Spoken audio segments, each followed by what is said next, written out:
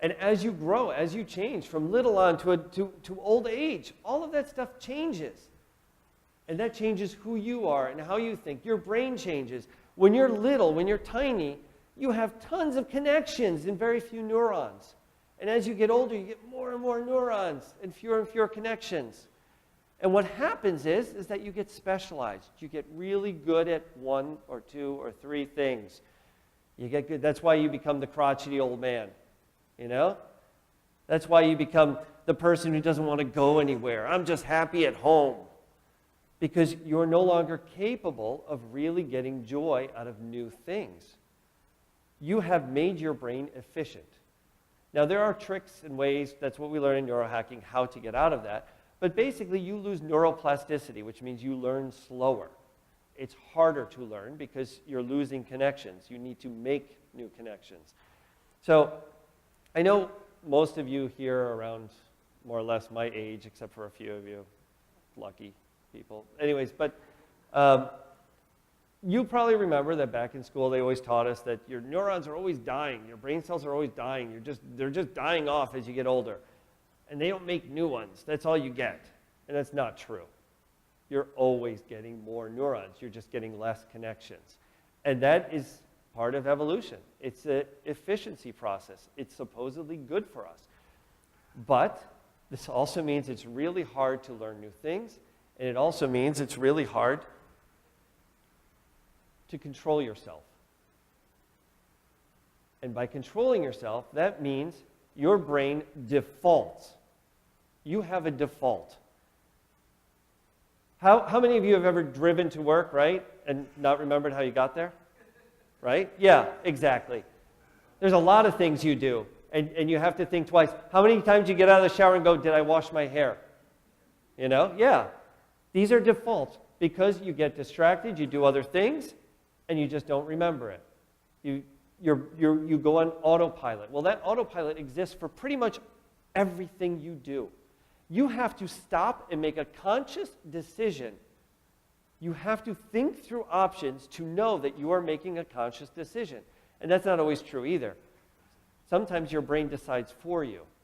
And if we have time, maybe I'll show you a trick on how that works, but it's kind of hard to do with a big crowd, so maybe we won't, but we'll see. But these decisions, your brain is operating about 7 seconds before you do. So that decision's usually made up before you make up that decision, or at least you think you do. So learning, very complicated. Learning people to get out of this default, impossible. So, okay, I'll give you a little example of how you know that you're not in charge of your brain. Can you scream in your head? Without making a sound, just using your mind, scream in your head. How the frick can you do that? When you do it, do you feel your stomach muscles tense up a little bit, maybe a little bit in your throat? No, some of you can't do it. Not everybody can do it. There's always anomalies, mutations in the gene pool. That happens. It's not a bad thing. But the fact that we can scream in our heads, the fact that, what's with the sound? The fact that we can see a color in our heads. If you close your eyes right now, you can see red. How the hell can you do that? Something else is going on in there. Okay? You can actually, if you wanted to, sit back and with thinking, feel love. Why? Because this is something that you remember how to do. You recall it. You can feel that. I mean, I'm sure many of you have watched a movie or well, I would say most of you have watched a movie or watched a commercial and for no reason at all, cried. It just happened. You get a little choked up. You're like, what the hell? It's just soap, or, you know. Because something triggers you. Something happens where you remember a memory of, and you're affected by it, okay? So let's try a little something. We're going to try pick a winner. So you can scream in your head. You can see red. You can feel love in your heart. So now we're going to try this again. We're going to try this a different way. I want you to close your eyes. I want you to picture and this works if you do it big. Think above you, picture a playing card in full color, all the details, the full description, all the pictures. You want to be able to picture the whole thing, okay? Actually do it. Thank you. So you see that playing card. I want you to really focus on the details of the card. If you're not focusing on the details, I want you to see the fullest color. I want you to see bright, vibrant, sticking out at you. There's the card. Okay, remember that. Open up your eyes. How many of you had this card? A few, not bad. Any of you have any of these? More?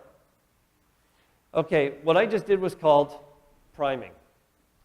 I spent part of the talk priming you to see hearts and see red.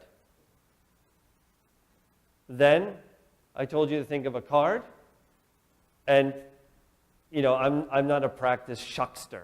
So with priming, with actual practice on my part, I'm sure I could get more and more people. But really the truth is that if I'm a marketer and I only have to get a percentage, if I have to get 1% of you to buy my product, well, I did pretty damn good just now. Because you're not in control of your brains. It is influenced by the environment.